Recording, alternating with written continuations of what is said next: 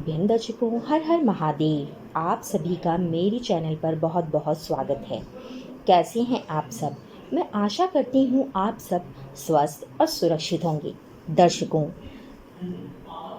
9 मई को गंगा दशहरा है। प्रतिवर्ष ज्येष्ठ माह के शुक्ल पक्ष की दशमी तिथि को गंगा दशहरे का पर्व मनाया जाता है। इस बार 9 जून 2022 को गंगा दशहरा पर्व मनाया जाएगा। इस दिन माता गंगा का धरती पर अवतरण हुआ था। आज मैं आपको ऐसे 10 शुभ दान के बारे में बताने वाली हूँ और ऐसे 5 सरल से उपाय बताने वाली हूँ जिसे यदि आप गंगा दशहरा या गंगा दशमी के दिन करते हैं तो आपकी हर मनोकामना पूर्ण होगी। साथ ही आपको पितृदोष से मुक्ति प्राप्त होगी। गंगा दशहरे के दिन श्रद्धालुओं को, भक्तजन को जिस भी वस्तु का दान करें उसकी संख्या 10 होनी चाहिए, क्योंकि यह 10वीं तिथि होती है, दशहरा होता है।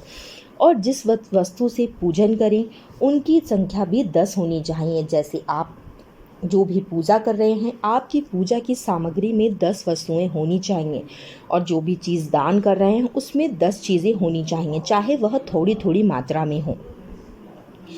शुभ फलों की वृद्धि होती है। दक्षिणा भी 10 ब्राह्मणों को देनी चाहिए। 10 दान में आप कौन कौन सी चीज़ें कर सकते हैं? जल का दान कर सकते हैं, अन्न का दान कर सकते हैं, फल का दान कर सकते हैं, वस्त्र का दान कर सकते हैं, पूजन व सुहाग की सामग्री दान कर सकते हैं, घी, नमक, तेल, शक्कर और स्वर्ण आदि भी आप इस दिन दान कर सकते हैं। 5 कौन से उपाय हैं सरल से, आज वो सुन लीजिए। गंगा स्नान। गंगा जल में स्नान करने से सभी तरह के पाप धुल जाते हैं। गंगा को पाप मोचनी नदी के नाम से भी जाना जाता है। गंगा जल का छिड़काव। गंगा के जल को घर में सूर्य या चंद्र ग्रहण के समय छिड़कने से ग्रहण का प्रभाव समाप्त हो जाता है। किसी भी मांगलिक अवसर पर घर, यज्ञ, वेदी या किसी स्थान को शुद्ध करने के लिए गंगा जल का प्रयोग किया जाता है। गंगा जल का सेवन। गंगा का पानी पीने से सभी तरह के रोग व शोक मिट जाते हैं। शिव जी की जटाओं से निकलने के कारण इसके जल को बहुत ही पवित्र माना गया है। इसका आचमन करना बहुत ही महत्व रखता है। इससे हृदय शुद्ध रहता है।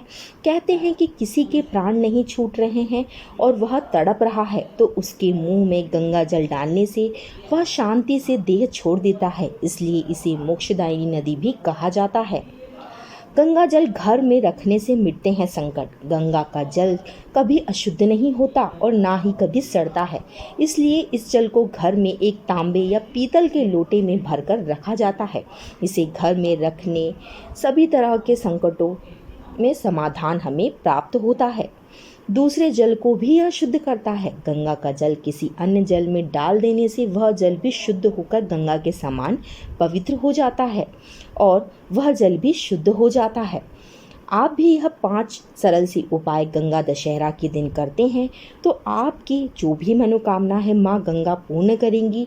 साथ ही भगवान शिव को भी इस दिन आप एक घी का दिया इनके मंदिर में अवश्य ही लगाएं और एक काली मिर्च और एक लोटा जल शिव जी के मंदिर जाएं। सबसे पहले अपनी मनोकामना की काली मिर्च आप शिवलिंग पर अर्पित करें, एक बेलपत्र अर्पित करें और एक लोटा जल।